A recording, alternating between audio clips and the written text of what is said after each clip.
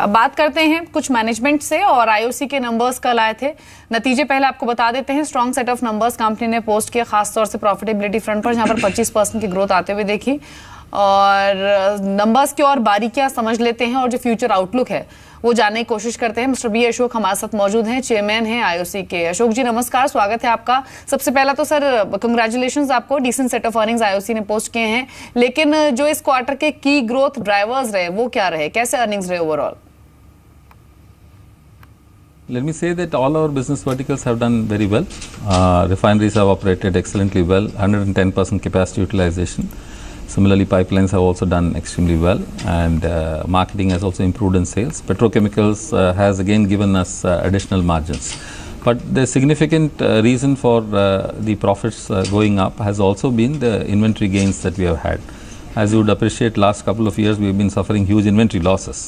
And because of the firming up of the crude oil prices and product prices, there has been some amount of, there's been a significant amount of inventory gains, which has helped us. सर, जैसे आप बता रहे थे कि last time आपको inventory losses थे, और in fact what you talk about inventory gains going forward, what are the perspective and what do you see in future trajectory? नहीं, हमारा ओपिनियन है क्रूड ऑयल का प्राइस रेंज बाउंड होगा शायद. So, though there is a volatility in crude oil prices, there has been a movement upwards as well as downwards, but we don't expect the movement to be as sharp as it was in the last couple of years. So, overall, we don't think that the inventory effect would be too much over the year.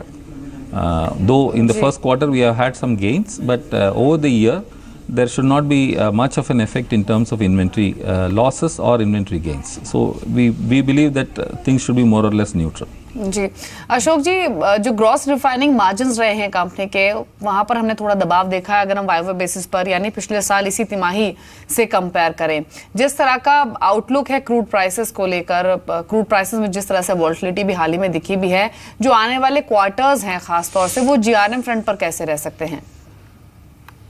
See, compared to last year's same quarter GRM, the GRM then was $10.77 a barrel, which was our record performance. This time we have done 9.98, which is also very significantly high. Both the years we have had a certain amount of inventory effect. But what made the difference last year was that the cracks, that is the difference between the product prices and the crude oil prices, were quite robust last year. Whereas during the corresponding period in this year, the cracks have not been as good as last year.